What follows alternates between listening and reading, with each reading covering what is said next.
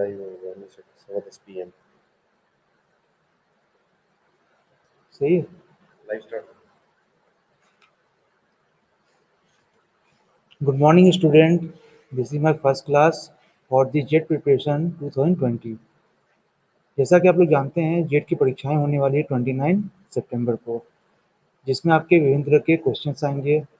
Total marks जो होता है हमारा वो होता है 800 का, जो इसमें आपको टाइम मिलते हैं only 2 and 15 minutes, 2 hour 15 minutes.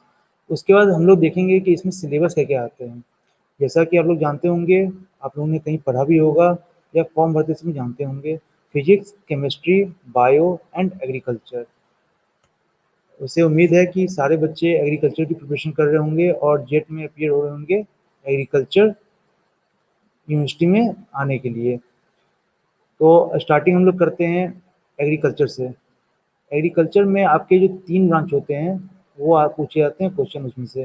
जैसा कि पहले एग्रोनॉमी, उसके बाद हॉर्टिकल्चर और उसके बाद आपका एनिमल ब्रीडिंग या लाइव स्टॉक का ही मैनेजमेंट, जिसमें से आपका एग्रोनॉमी आता है 15 मार्क्स का। उसके बाद आपका आता है हॉर्टिकल्चर, वो आते हैं करीब 15 मार्क्स के, वो भी रहेंगे। उसके बाद आपका आता है 10 मार्क्स का live stock and poultry management. तो जैसा मैंने स्टार्ट करूंगा मैं अभी live stock and poultry management से। सबसे पहले जानेंगे हम लोग एनिमल ब्रीडिंग, जो पहला टॉपिक है। एनिमल ब्रीडिंग होता क्या है? तो एनिमल ब्रीडिंग जानने के लिए हम लोग पहले जानेंगे इसके फादर कौन होते हैं। एनिमल ब्रीडिंग के फादर जो है हर एक ब्रांच के अलग अलग होते हैं। जैसा कि हम लोग एग्रोनॉमी के फादर डिफरेंट होंगे, हॉर्टिकल्चर फादर डिफरेंट होंगे। ये सब जनरल क्वेश्चन है, आपके जेट में जनरली चीज आएंगे, क्योंकि आपने अभी 12th करके आया है और आप ग्रेजुएट करने जा रहे हो बीएससी एग्रीकल्चर, उसकी एंट्रेंस दोगे। तो उसके लिए आपको बस बेसिक चीज़ ही पढ़ना है।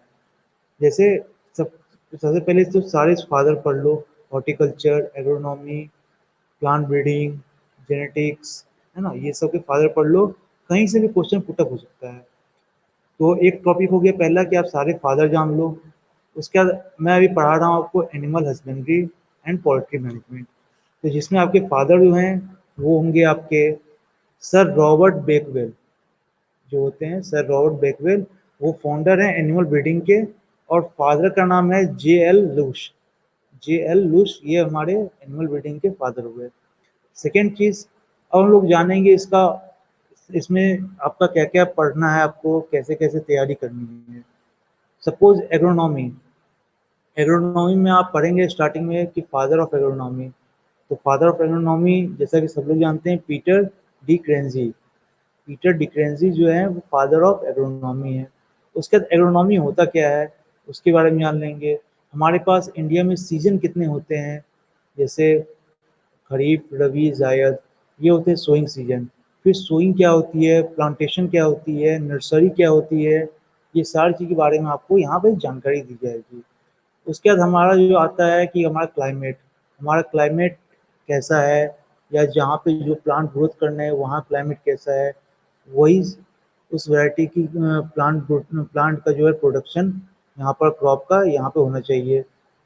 जैसे आपके हनुमानगढ़ में, राजस्थान में कौन से क्रॉप्स लगेंगे, जरूरी नहीं है कि वो जाके आगे अजमेर साइड या उदयपुर साइड लगे, क्योंकि सॉइल और टेम्परेचर दोनों डिपेंड करता है हमारे क्रॉप प्रोडक्शन पे। ठीक, फिर उसका हम लोग देखते हैं एग्रोनॉमी में कि हमारा कौन कौन से सारे बोटेनिकल नेम जो हैं वो आपको जानने ज़रूरी हैं, क्योंकि आपकी तैयारी के लिए जो आपकी फैमिली, स्पेसीज और बोटेनिकल नेम ये आपको पूछे जाते हैं। ठीक, दूसरी चीज़ है कि अब हम लोग जानेंगे, ये सब बेसिक फंडा है जो आपके एग्ज़ाम को प्रिपरेशन के लिए आपको तैयार करेगा। आगे हम लोग फिर जानेंगे, उसका आता है टॉपिक हॉर्टिकल्चर। हॉर्टिकल्चर भी एग्रीकल्चर का ही ब्रांच है, जिसके अंतर्गत हम लोग क्या पढ़ाई करते हैं, हम लोग पढ़ाई करते हैं फल, फूल, सब्जियां, इन सब के बारे में। तो बेसिकली हम लोग जो हॉर्टिकल्चर है उसमें जो 3 ब्रांचें हैं, जैसे ये सब जो है ऑब्जेक्टिव क्वेश्चन आप लोग के आ सकते हैं, जैसे पोमोलॉजी, फ्लोरिकल्चर, फ्लोरिकल्चर। पोमोलॉजी क्या होता है, द स्टडी ऑफ फ्रूट्स, फलों के बारे में पढ़ाई को हम लोग बोलते हैं pomology. Floriculture, the study of flowers, फूलों के बारे में पढ़ाई को हम लोग बोलते हैं floriculture. And the third one is olericulture, जैसा कि आप लोग गेस भी कर रहे होंगे, सब्जियों की पढ़ाई, the study of vegetable is known as olericulture. उसके बाद हम इनके जानेंगे कि इनके फादर कौन है हॉर्टिकल्चर के। हॉर्टिकल्चर के फादर हैं M H. Marigowda, M H. Marigowda, ये हमारे फादर ऑफ हॉर्टिकल्चर हैं। उसके बाद हम लोग और भी विभिन्न तरीके के, जैसे आपको बेर, गुआवा, एप्पल, इन सब के भी आपको बोटेनिकल नेम पूछ सकते हैं। इन सबको भी जानना ज़रूरी है। मैं आप लोग को एक पीडीएफ भी प्रोवाइड कराऊंगा ऑब्जेक्टिव के, जिसमें आपको बहुत हेल्प मिलेगा।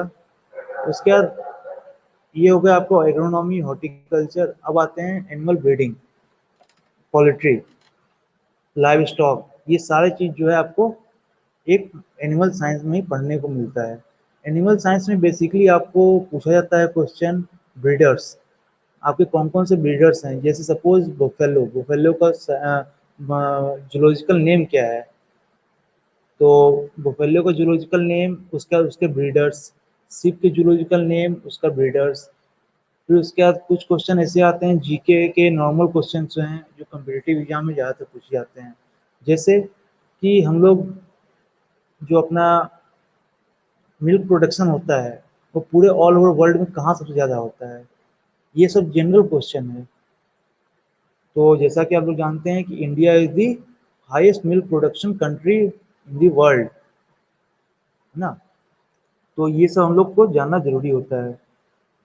उसके बाद कुछ क्वेश्चन जो है जनरली हम लोग देखते हैं कि सिप, गोट, बफेलो, काव, इन सब के बारे में पढ़ना है, इन सब का डिजीज पढ़ना है, पोल्ट्री मैनेजमेंट पढ़ना है हम लोग को।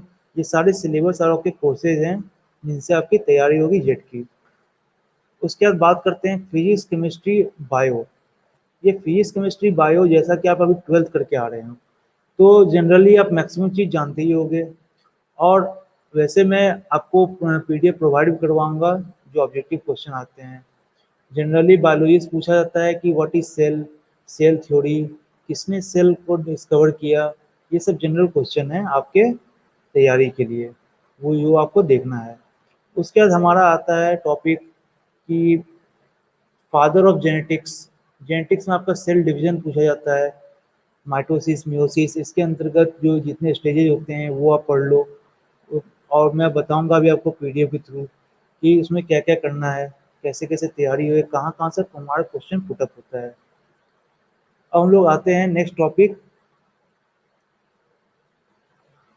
कि सपोज हमारा जो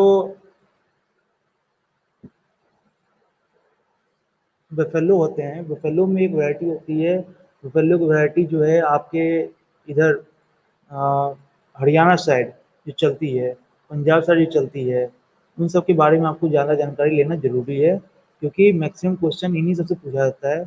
जैसे highest milk production of buffalo, इसका कोई वैरायटी, ये सब पूछा जाएगा आपसे। जैसे मुर्रा जो इधर चलता है, तो मुर्रा, उसके बाद आपको जिंद, हिसार, रोहतक, इन सब में चलता है आपका मुर्रा। उसके बाद नावा एंड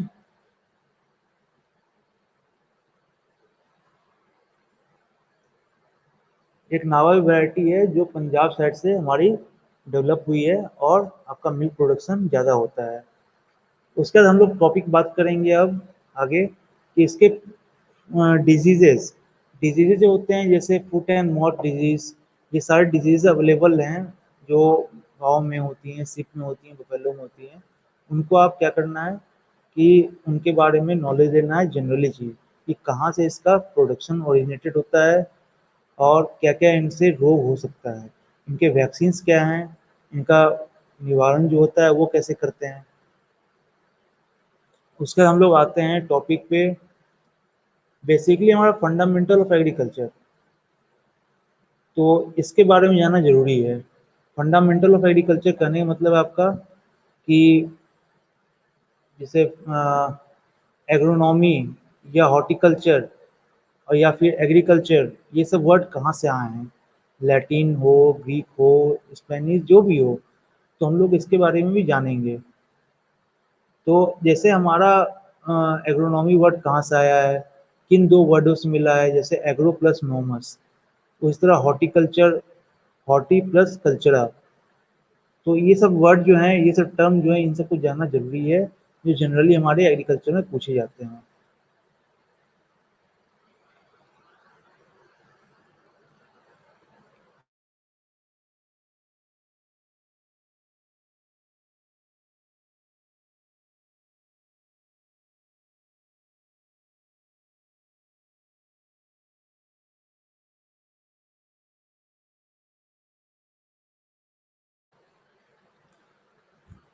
उसके बाद हम लोग जानेंगे कि एनिमल ब्रीडिंग में कि अपना मिल्किंग मेथड, मिल्किंग प्रोसेस या इसका पैकिंग कैसे होता है। अगर मिल्क प्रोडक्शन होता है, सबसे ज़्यादा मिल्क हमारे इंडिया ही में होता है, लेकिन अभी भी आधी आधी पॉपुलेशन को मिल्क नहीं मिल पाती है, गरीबों को। कारण कि या तो वो वेस्ट भी जाता है, या फिर अगर फूड पैकिंग होती भी है तो वो भी खराब हो जाता है।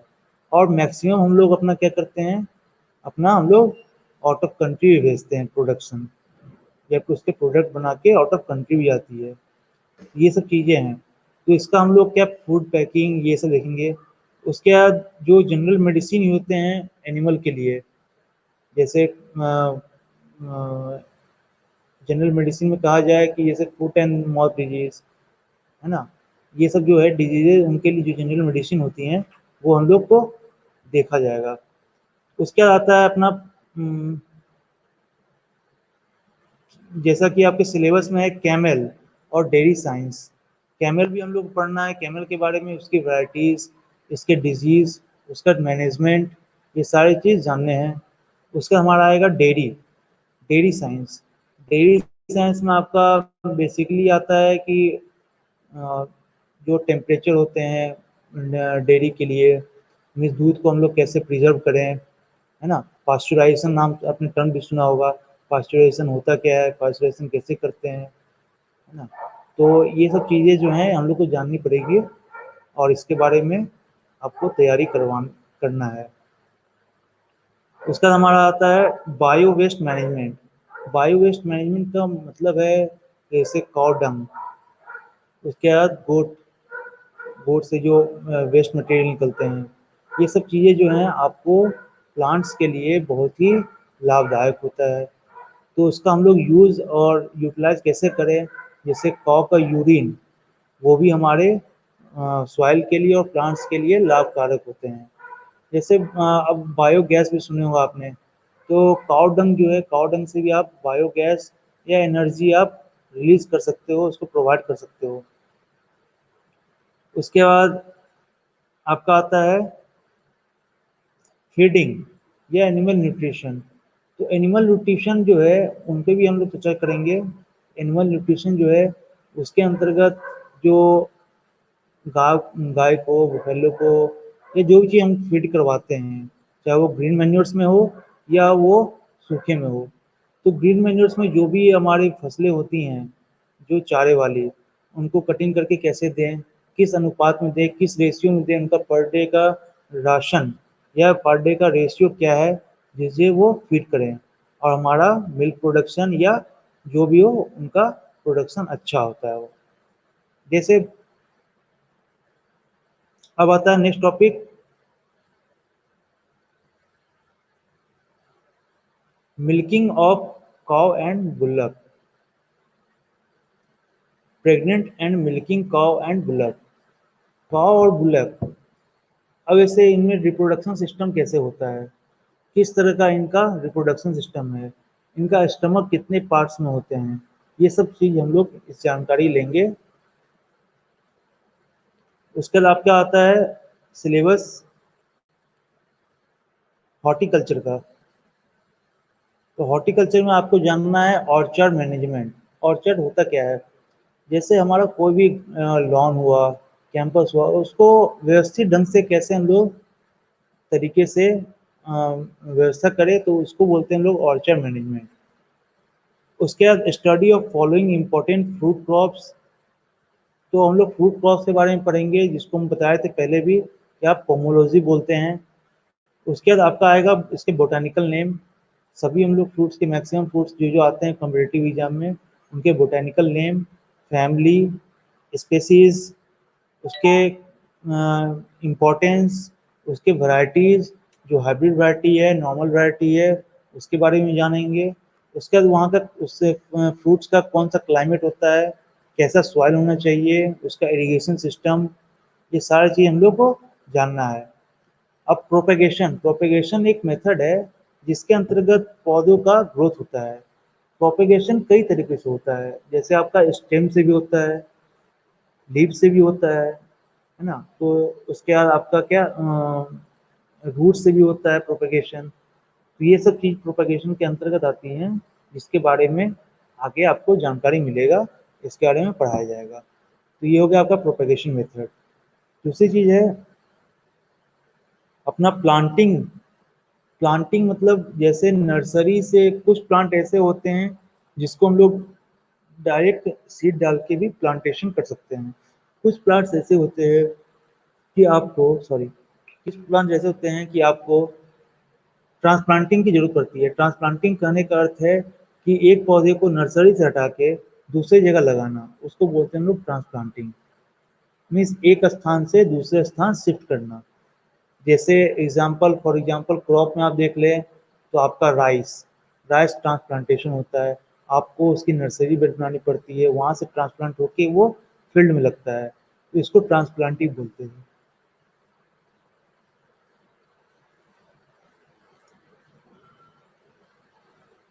उसके बाद आता है हमारा next topic manure and fertilizer. ये बहुत ही अहम टॉपिक है मैन्योर फर्टिलाइजर। इससे क्वेश्चन ज़्यादातर पूछे जाते हैं कि माइक्रो न्यूट्रिएंट्स कौन कौन से प्लांट्स के जिनकी उसको जरूरत पड़ती है। तो जो बेसिकली माइक्रो न्यूट्रिएंट है वो हमारा होता है NPK, nitrogen, phosphorus and potash. तो नाइट्रोजन, फास्फोरस और पोटाश, ये तीनों का महत्व क्या है, क्या कार्य हैं, और कितनी मात्रा में इनका उपयोग करना चाहिए प्लांट्स को, या क्या इनका रेशियो होता है, वो भी हम इनकी आपको जानकारी देंगे। जैसे हमारा जो प्लांट्स होता है वो 3 पार्ट में होते हैं। स्टेम, इधर upper part, middle part, lower part. Lower part हमारा सॉइल्स के नीचे रहते हैं, जिसमें आपको क्या रूट्स आते हैं। उसका अपर पार्ट हमारा स्टेम रहेगा। उसके अपर पार्ट रहेंगे फ्रूट्स, लीव्स, फ्लावर्स, ये सब। जैसा कि आप लोगों ने पहले बायोलॉजी में पढ़ा होगा, मॉर्फोलॉजी ऑफ प्लांट्स, उसमें आपको पढ़ाया गया होगा। तो एनपीके का जो उपयोग होता है वो हमारे पार्टीशन में होते हैं कि एन का उपयोग किस प्लांट्स के किस पार्ट में लिया जाएगा, एन, फिर पी का किस पार्ट में लिया जाएगा, फिर के का किस पार्ट में लिया जाएगा, वो हमारा डिवीजन किया हुआ है। उसमें कितनी मात्रा किस प्लांट में देनी है वो भी हमारा डिवीजन किया हुआ है। तो ये सब चीज़ें आपको आगे क्लास में बताई जाएंगी। अब आइए हमारा जो नेक्स्ट टॉपिक है वो है आपका hoeing, yield and plant protection. अब जैसे यहाँ तक तो आ गए हम लोग कि भाई फर्टिलाइजर डाले, प्लांटेशन किया, सब कुछ किया। उसके बाद हम लोग फार्मर ये देखता है कि हमारा यील्डिंग कैसा है, मीन्स हार्वेस्टिंग के बाद हमारा यील्ड कितना होता है, उसका कैलकुलेशन कैसे हम लोग उसका कैलकुलेशन करते हैं, वो सारी चीज़ें आपको बताई जाएगी। ठीक। उसके बाद आपका आता है पार्ट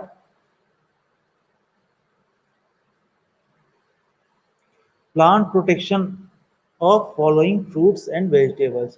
प्लांट प्रोटेक्शन का मतलब है आपका, प्लांट प्रोटेक्शन मतलब जैसे आपने कीड़े मकोड़े इन सब से, डिजीज से कैसे बचाव करें। तो किन किन को दिया हुआ है नाम, इनका नाम दिया हुआ है जिसे ही आपसे पढ़ना है, और वही आपके एग्जाम में आते हैं मोस्टली। जैसे मैंगो, सिट्रस, बनाना, गुआवा, पोमोग्रेनेट, पपाया, ग्रेप्स, आंवला, बेर, डेट पाल्म एंड बेल। ये आपके फ्रूट्स हैं जिनके बारे में आपको जानकारी लेनी पड़ेगी। हम लोग प्रोवाइड करवाएंगे आपको कैसे इसमें तैयारी करनी है। ये सारे फ्रूट्स हैं। उसके बाद आपके वेजिटेबल्स, इनके बारे में पढ़ना है। इनके नर्सरी बेड कैसे तैयार होते हैं, इनके सीडलिंग कैसे लगते हैं, सीडलिंग किस तरह लगाया जाता है, क्योंकि सीडलिंग का जो है ऐसा तो नहीं है हम लोग सीड कहीं भी डाल देंगे तो वो मान लो पौधा तो हो जाएगा लेकिन वो ग्रोथ नहीं होता है, that is not called agriculture. And the you know we are studying in modern agriculture.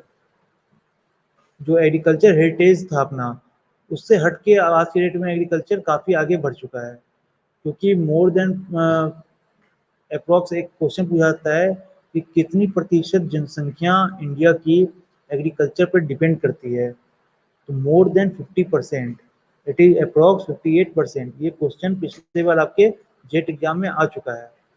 तो ये सब चीज़ें जो जनरल चीज़ें हैं ये कभी भी कहीं से भी कोई पूछ सकता है, तो इसके बारे में भी जानकारी रहनी जरूरी है। फिर आगे आइए, वेजिटेबल कल्टीवेशन हमें पढ़ना है। ऑर्नामेंटल गार्डनिंग, ऑर्नामेंटल गार्डनिंग का अर्थ है कि जो मेडिसिनल प्लांट हैं, ऑर्नामेंट्स में यूज होते हैं, उनकी गार्डनिंग कैसे की जाए, कैसे उनकी खेती, कैसे उनका प्लांट्स का प्रोटेक्शन और कैसे इसका सोइंग टाइम क्या होता है, ये सब के बारे में जानकारी आपको दी जाएगी।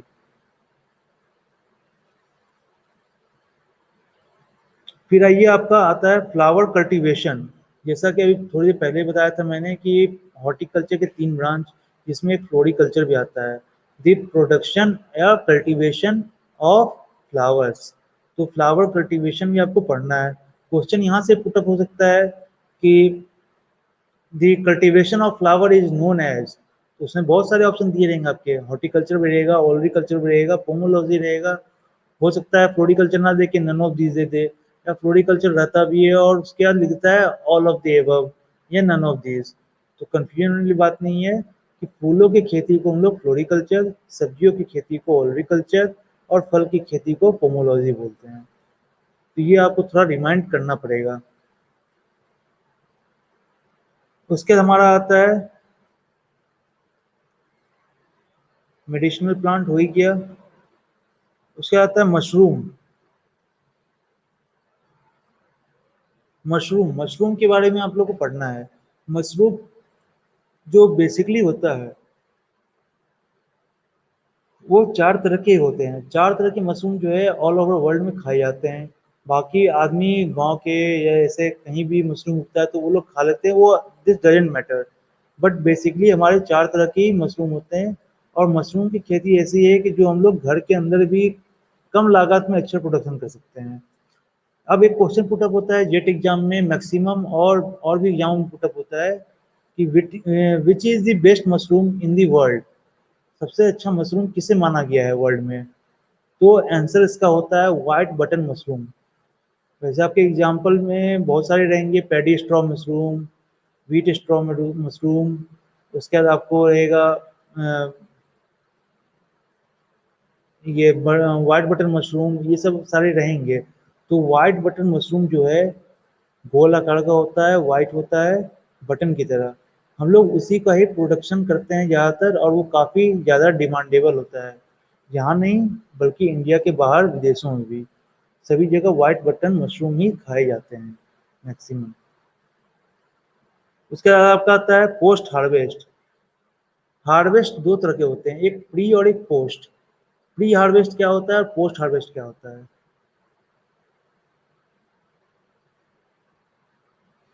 सॉरी, प्री हार्वेस्ट जो होता है, प्री हार्वेस्ट अपना होता है फसलों के सोइंग से पहले की प्रक्रिया। मीन्स फसल जब हम लगाते हैं कोई भी क्रॉप, उसके पहले की जो प्रक्रिया होती है, जैसे मिट्टी पलटना, उसके बाद आपका प्लगिंग करना, तो ये सब क्रियाएं जो होती हैं वो होती हैं प्री हार्वेस्ट। पोस्ट हार्वेस्ट का मतलब है जब आपका फसल लास्ट पोजीशन पे आता है, कटिंग, मीन्स कटिंग के बाद का जो प्रोसेस होता है, जैसे सुखाई, चुनाई, ये सब जो होते हैं प्रोसेस, हार्वेस्टिंग जो होती है वो होती है पोस्ट हार्वेस्ट। उसके बाद आता है आपका next topic, preservation of fruit and vegetable. आप लोगों ने कई बार देखा होगा मॉल में जो फ्रूट प्रिजर्व रहते हैं किए हुए डब्बे में, फॉरेन में इनका बेसिकली ज़्यादातर यूज होता है। जैसे मक्का, ये इन सब चीज़ों को इंडिया में देखा जाता है कि डब्बे में पैक होते हैं, तो कैसे इतने दिन रह जाते हैं, 6 महीने, साल भर, 2 साल तक भी रह जाते हैं, कोई बड़ी चीज़ नहीं है। तो कैसे होता है ये? तो ये एक पैकिंग का प्रोसेस होता है, ये प्रिजर्वेशन का प्रोसेस होता है। कि किस तरह से हम लोग एयर टाइट पैक करें और प्रिजर्वेशन कैसे करें। फ्रूट्स और वेजिटेबल जो होते हैं, मशरूम आपका ज़रूरी नहीं है कि 6 महीने चले, साल-साल भर मशरूम रखा रहता है डब्बे के अंदर पैक किया हुआ। उसके अंदर केमिकल जैसे अब आप पहले ज़माने में देखते होंगे, आज भी घरों में अचार जो है साल भर छोड़ दो, 2 साल छोड़ दो, कहीं कुछ खराब नहीं होता है। कारण उसमें हम लोग ऑलरेडी जो है उसका प्रिजर्वेशन जो है वो डाल चुके होते हैं। फॉर एग्ज़ाम्पल सरसों oil is the best preservation for anything. तो सरसों ऑयल को हम लोग क्या करते हैं, मस्टर्ड ऑयल को गरम करके डाल देते हैं, तो क्या वो प्रिजर्व होता है। उसका सिरका सिरका विनेगर, उसको हम लोग यूज़ करते हैं प्रिजर्वेशन के रूप में, वो भी डाल देते हैं,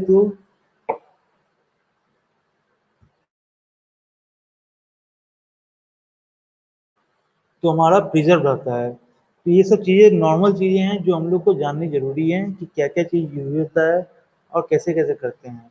उसके बाद आपका जनरली जो है एग्रीकल्चर का वो आता है, तो उससे हम लोग क्वेश्चन पुट अप होता है, वो भी हम बताएँगे आपको। अब flowers and their harvesting, flowers जो है उसका जो cultivation, pre harvest, post harvest और पोस्ट हार्वेस्ट के बाद तुरंत वो कैसे मार्केट में चला जाए। क्योंकि फ्लावर कोई रखने की चीज़ नहीं होती है, अगर रखते भी हैं तो आप ज़्यादा टाइम तक नहीं रख पाओगे। तो उसका मार्केटिंग ये सब कैसे करते हैं, वो ये सब चीज़ें एग्रीकल्चर में पढ़ाई जाती हैं हॉर्टिकल्चर के अंतर्गत। तो आपका ये सब चीज़ जानना ज़रूरी है। तो ये आपका हो गया टॉपिक हॉर्टिकल्चर। अब नेक्स्ट टॉपिक आपका आता है एग्रोनॉमी। एग्रोनॉमी में आपका जो है बेसिकली क्या-क्या पढ़ने को आपका पड़ेगा, वो है आपका वेदर एंड क्लाइमेट। जैसा कि पहले ही मैंने बताया था, एग्रोनॉमी में आपका वेदर और climate, this is the most important thing to know that the what is the weather and climate of that area for the production of crop of different varieties. तो ये हमें जानना ज़रूरी है कि कैसा उनका वेदर होना चाहिए, कैसा क्लाइमेट होना चाहिए, किस मौसम में होना चाहिए, वहाँ पे मानसून का सिचुएशन क्या है, पानी की अवेलेबिलिटी क्या है, इरिगेशन का सिस्टम क्या है। जैसे अपने राजस्थान में बहुत पानी की जो उपलब्धता है वो बहुत कम है। तो हम लोग ऐसा क्या तरीका अपनाया जाए जिससे हमारी प्लांट्स को ग्रोथ मिले और कम वाटर में प्लांट को ग्रोथ मिले। तो मैक्सिमम देखा जाता है ड्रिप इरिगेशन, स्प्रिंकलर सिस्टम, ये सब चीज़ें जो तमाम चीज़ें हैं बताई जाएँगी आपको इरिगेशन के अंतर्गत। उसके बाद हमारा नेक्स्ट टॉपिक है इरिगेशन, जैसा कि अभी बता रहा था मैं इरिगेशन। इरिगेशन क्या होता है, इरिगेशन के कितने मेथड होते हैं, किस-किस तरह के इरिगेशन होते हैं, जिसमें कम पानी में हमें अच्छी पैदावार मिले। तो ये जैसे furrow irrigation, drip irrigation, sprinkler, ये सब सारी चीज़ें आपको इरिगेशन के अंतर्गत बताई जाएगी। और उसके बाद आता है एरिड एग्रीकल्चर। एरिड एग्रीकल्चर मतलब एरिया, एरिया जो होता है एरिड ज़ोन, सब ट्रॉपिकल, ट्रॉपिकल इस टाइप से हमारा एरिया होता है, डिवाइड किया हुआ है। वो एग्रीकल्चर में कैसे-कैसे, कहाँ-कहाँ हम लोग लेते हैं। उसका आता है क्रॉप रोटेशन। क्रॉप रोटेशन के बारे में हमें पढ़ना है, क्रॉप रोटेशन होता क्या है, कौन-कौन से क्रॉप्स इसमें इन्वॉल्व होते हैं क्रॉप रोटेशन में। जैसे फॉर एग्ज़ाम्पल एक कहा जाता है कि 2 धान्य फसलों के बीच एक दलहन फसल, means between two cereal crops, one pulse crop is also included. For what? For the nitrogen fixation. जो हमारे पल्स क्रॉप होते हैं, दलहनी फसल, उसमें क्या होता है, उनकी जड़ों में गांठें होती हैं जो नाइट्रोजन फिक्सेशन का काम करती है। जैसा कि नाइट्रोजन जो है प्लांट की ग्रोथ के लिए, सॉरी, प्लांट की ग्रोथ के लिए काफ़ी लाभदायक होता है। तो हम लोग 2 धान्य फसल जो होती हैं, वो मैक्सिमम नाइट्रोजन को एब्ज़ॉर्ब कर लेती हैं, चाहे वो धान हो, गेहूँ हो, नाइट्रोजन बहुत ज़्यादा लेती हैं। अब उसके बाद जो दलहन फसल लगाएँगे बीच में, तो ये लगाने का हमारा मकसद क्या होता है? ये लगाने का मकसद यही होता है कि कम से कम फर्टिलाइज़र का यूज़ हो लैंड में। अगर ज़्यादा फर्टिलाइज़र, अगर हम पर ईयर फर्टिलाइज़र यूज़ करते रहे इसी तरह, तो एक समय ऐसा आएगा कि हमारी जो लैंड है, वो बंजर बन जाएगी। मीन्स उसपे कोई फसल नहीं उग पाएगा, बेकार हो जाती है लैंड। उसको कम करने के लिए, रिड्यूस करने के लिए हम लोग कहते हैं कि 2 धान्य फसलों के बीच एक दलहन फसल लगाना ज़रूरी होता है। जिससे क्या होता है कि आपका नाइट्रोजन फिक्सेशन होता है और नाइट्रोजन सॉइल को अवेलेबल होता है, और वो अगर एक धान्य फसल अपना नाइट्रोजन ले लिया तो फिर दलहन फसल तो नाइट्रोजन ऑटोमेटिक दे देगा सॉइल को, फिर वो जो नाइट्रोजन है वो फिर अगले सीरियल क्रॉप में चला जाता है। इस तरह से हम लोग क्या करते हैं, नाइट्रोजन का छिड़काव भी कम करते हैं। जो भी हम लोग फर्टिलाइजर यूज करते हैं नाइट्रोजन के रूप में, उसका यूज कम करेंगे तो जाहिर सी बात है हमारी सॉइल हेल्दी रहेगी। अब आगे आइए next topic, water drainage. Water drainage होता क्या है, इसका क्या उपयोग है, इंपॉर्टेंस एग्रीकल्चर में, ये भी जानेंगे। इससे कौन कौन से ऑब्जेक्टिव क्वेश्चन पुटअप हो सकते हैं ये भी मैं बताऊंगा। तो वाटर ड्रेनेज में बेसिकली हम लोग देखते हैं कि कुछ प्लांट्स तो ऐसे होते हैं जिनको वाटर की जरूरत मीन्स पड़ती है और हमेशा उनको चाहिए। फॉर एग्जाम्पल पैडी, पैडी में पानी लगा होना जरूरी होता है मीन्स स्टार्टिंग में। उसी तरह अगर मान लीजिए गन्ने की फसल हो गई, इन सब में अगर हम पानी ज़्यादा अगर डालते हैं तो क्या होगा, हमारा प्लांट डैमेज होगा। तो उसका निकासी, पानी का निकास कैसे करते हैं, किस तरह से करते हैं, ऐसा तो नहीं है कि अब पानी अगर फील्ड में है तो उसको निकाल के फेंकते रहें। उसका ड्रेनेज सिस्टम होता है कि किस तरह से हम लोग मेड़ मेड़ के साइड से या हेड से निकालते हुए पानी को यूटिलाइज भी कर ले, वेस्ट भी ना हो, और हमारा प्लांट्स जो है क्रॉप उसको नुकसान भी ना पहुंचे। उसका नेक्स्ट टॉपिक आता है आपका introduction to agriculture machinery. Agriculture machinery के बारे में भी आपको पढ़ना है, जो कौन कौन सी मशीनरी हमारे फील्ड में यूज होते हैं। जैसे हमारे प्लग यूज होते हैं, ट्रैक्टर यूज होते हैं, हैरो यूज होता है, डिस्क हैरो यूज होता है। ये सब चीज़ें जो हैं इनके बारे में जानना जरूरी है। और इसी में क्वेश्चन एक पुटअप होता है कि किस प्लगिंग करते हैं, एक प्रक्रिया होती है फील्ड में, वो किस इंस्ट्रूमेंट से हम लोग करते हैं। तो क्या होता है, डीप प्लगर या प्लग, इनसे हम लोग क्या करते हैं, ट्रैक्टर में लगा के प्लगिंग करते हैं। तो ये सब चीज जनरल क्वेश्चन है, आपको पूछे जाएंगे जेट से। उसके बाद आइए सीड्स के बारे में जानना आपको है। तो सीड्स कितने टाइप्स के होते हैं, इनका टैगिंग किस किस तरह से करते हैं, इनके बारे में भी आपको जानना पड़ेगा। उसके बाद आता है हमारा एग्रोनॉमी। जैसा कि आपको बताया था मैंने अभी, एग्रोनॉमी के बारे में बेसिकली जो फंडामेंटल है उनके बारे में जानना जरूरी है, वो भी आपको मैं बताऊंगा, बाय ऑब्जेक्टिव भी बाय सब्जेक्टिव भी। उसका आता है अपना क्रॉप प्रोडक्शन, वो भी बताया जाएगा। फिर से पल्सेस क्रॉप, उसका ये सब जो है जो क्रॉप्स होते हैं उनके बारे में बताना है। Pulses crop, fodder crop, cereal crop, ये सारे क्रॉप्स हैं, इनके बारे में आपको पढ़ना है। ऑयल सीड क्रॉप, फिर cash crop, fibre crop, organic farming. Cash crop एक टर्म आता है जो मैक्सिमम एग्जाम में पूछा जाता है, चाहे वो आपका जेट हो या आगे कम्पिटेटिव एग्जाम या जेआरएफ कहीं भी। तो कैश क्रॉप होता क्या है, कैश क्रॉप एक बेसिकली ऐसा क्रॉप है जिससे हमारे हार्वेस्टिंग के बाद तुरंत बाद कैश मिले, ऐसा क्रॉपिंग करते हैं जिसको काटने के तुरंत बाद हमारा उसका पॉजिटिव रिस्पॉन्स या मनी मिलता है। तो ये फिर ये करते क्यों है फार्मर, ये फार्मर इसलिए करते हैं कि ताकि इनकी अर्न हो सके और ये कॉमर्शियल वे में इसको लेते हैं। तो कैश क्रॉप जो होता है, जैसे फॉर एग्जांपल आप कर सकते हैं शुगर केन कटने के तुरंत बाद ही वो चला जाता है बिकने को। उसके बाद पोटैटो, पोटैटो भी जब इसका हार्वेस्टिंग होता है तो ये चला जाता है बिकने को, या फिर इसको हम लोग कोल्ड स्टोर में स्टोरेज करते हैं।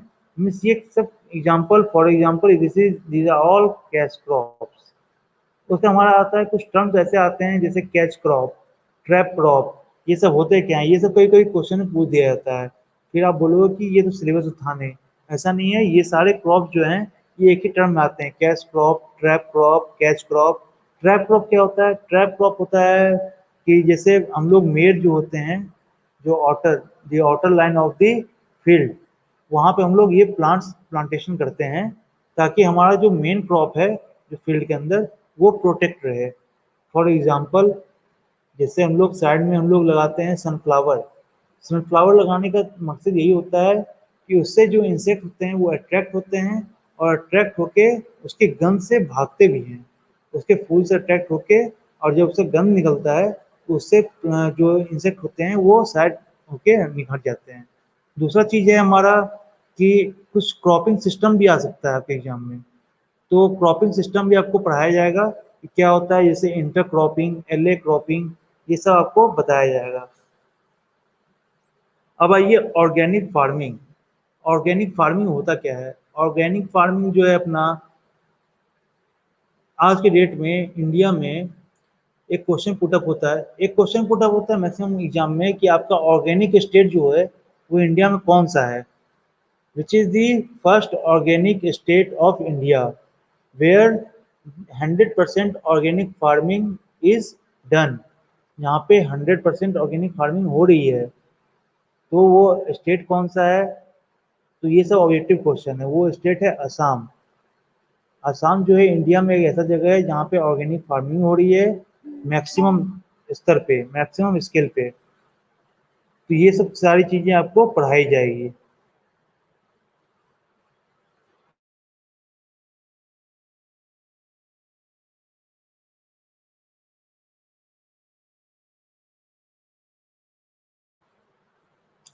और अगर आपको इन सब चीज़ों से कोई रिलेटेड क्वेश्चन हो तो आप कमेंट बॉक्स में अपना क्वेश्चन छोड़ सकते हैं। Available at any time for your answer. और आज का क्लास स्टार्टिंग था तो मैंने आपको बस एक इंट्रोडक्शन के रूप में ही क्लास बताया। बाकी आपको मैं पीडीएफ, पीपीटी ये सारी चीज़ दूंगा तैयारी के लिए, क्योंकि हमारे पास ज़्यादा दिन नहीं, टोटल 9 डेज हैं, उसी में हमारा प्रिपरेशन होना है एग्रीकल्चर का।